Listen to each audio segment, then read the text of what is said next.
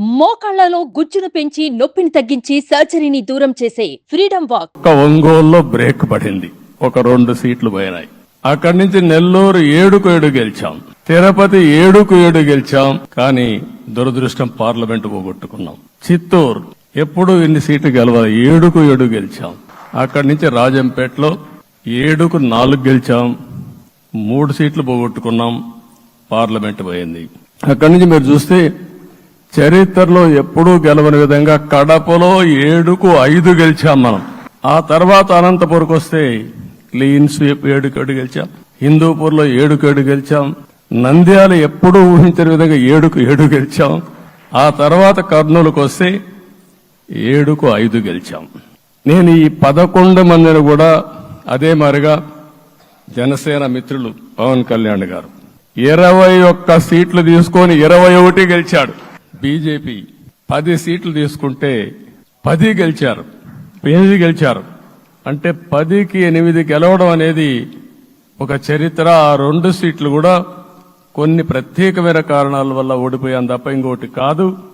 అంటే ఇక్కడ ఒక లెసన్ మనందరికీ అర్థమైంది ఏంటంటే, అభ్యర్థులు గట్టిగా నిలబడుకున్న ప్రతి ఒక్క చోట ప్రజలు మనల్ని ఆశీర్వదించారు, గెలిపించారు. ఇదే ఈ యొక్క ఎన్నికల్లో మనందరం గుర్తుపెట్టుకోవాల్సిన ఒక ప్రత్యేకమైన విషయం. నేను చాలాసార్లు ఎన్నికలైన తర్వాత సమీక్షలు చేసుకున్నాం గాని ఇలాంటి విజయం, ఎలాంటి సాటిస్ఫాక్షన్ ఎప్పుడూ లేదు. దీనికి కారణం ప్రజలు మన మీద నమ్మకం పెట్టుకున్నారు. పార్లమెంట్ ఎన్నికల్లో కాదు, అసెంబ్లీ ఎన్నికల్లో చూస్తే 95,000 ఓట్ల మెజారిటీతో గెలిపించారు. గాజువాక 95,000 ఓట్ల మెజారిటీతో గెలిపించారు. ఈ విషయాలు నేను పవన్ కళ్యాణ్ గారు ఢిల్లీకి వెళ్ళినప్పుడు, పురంధేశ్వర్ గారు వచ్చినప్పుడు, ఈ రాష్ట్రంలో ఇచ్చిన మ్యాండేట్ వల్ల ఢిల్లీలో మమ్మల్ని అందరూ గౌరవించే పరిస్థితికి వచ్చారు. మీ గెలుపు వల్ల ఈరోజు ఆంధ్రప్రదేశ్ రాష్ట్ర ప్రతిష్ట పెరిగింది, గౌరవం పెరిగింది. మనకు కూడా గౌరవం పెంచుకునే పరిస్థితికి వచ్చాం. అయితే ఇక్కడ ఒక విషయం మనం గుర్తుపెట్టుకోవాల్సింది, ఎంపిక చేసినప్పుడు అన్ని విషయాలు మేము కూలంకుషంగా ఆలోచించాం.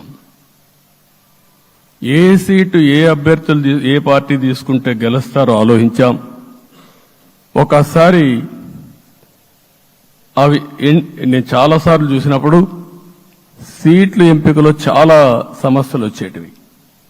మొట్టమొదటిసారిగా మొన్న ఎంపికల్లో కూడా చిన్న చిన్న సమస్యలు తప్ప ఎక్కడ పెద్ద సమస్యలు రాలేదు.